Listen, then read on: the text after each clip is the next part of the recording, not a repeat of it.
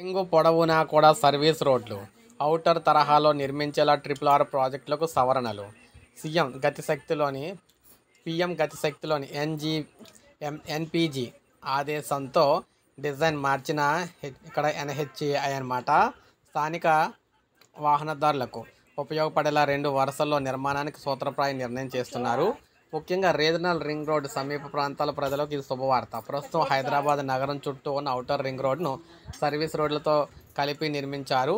అయితే ఇవి వాహనదారులకు బాగా ఉపయోగపడుతూ ఉన్నాయి. తాజాగా RRR రోడ్డు పొడవును కూడా ఇరువైపులా సర్వీస్ రోడ్లు నిర్మించాలని ఎన్హెచ్ఏఐ సూత్రప్రాయంగా నిర్ణయించింది. ఇప్పటివరకు రూపొందించిన ప్రాజెక్ట్ డిజైన్లో సర్వీస్ రోడ్లు ప్రస్తావన లేదు. దీన్ని సాధారణ జాతీయ రహదారిగా కాకుండా యాక్సెస్ కంట్రోల్ ఎక్స్ప్రెస్ వేగా నిర్మిస్తున్నట్టున సర్వీస్ రోడ్లు అవసరం లేదని తొలుత నిర్ణయించారు. కానీ సర్వీస్ రోడ్లు లేకుంటే స్థానిక జనావాసాల్లోని వాహనదారులకు ఇది ఉపయోగకరంగా ఉండదని, ఖచ్చితంగా సర్వీస్ రోడ్లు కావాలని స్థానికుల ప్రజాభిప్రాయ సేకరణ సభలో చెప్పారు. కానీ ఎన్హెచ్ఐ తోసిపుచ్చింది. అయితే తాజాగా చోటు చేసుకున్న పరిణామాలతో ఎన్హెచ్ఐ తన నిర్ణయాన్ని మార్చుకుంది. ఈ మేరకు రోడ్ డిజైన్లో మార్చి సర్వీస్ రోడ్ల ఆప్షన్లు అయితే తీసుకొచ్చిందనమాట. అయితే పీఎం గతిశక్తిలో ఎన్పీజీ ఆదేశంతో కీలక ప్రాజెక్టులో జాప్యాన్ని నివారించేందుకు వాటిని పీఎం గతిశక్తి పర్యవేక్షణలో నడుపుతున్న సంగతి తెలిసిందే.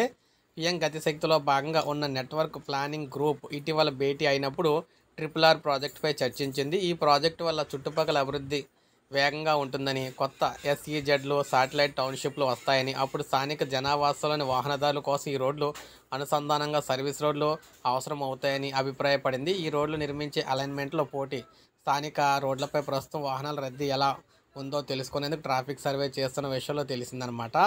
మొత్తం మీద ఏది ఏమైనా RRR రోడ్లకు సంబంధించి సర్వీస్ రోడ్లు అయితే రాబోతున్నాయి.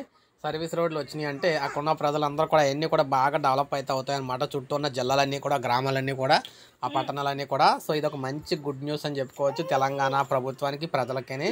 ఒక లైక్ చేయండి, సబ్స్క్రైబ్ చేసుకోండి, మన ఛానల్ సబ్స్క్రైబ్ చేసుకోండి.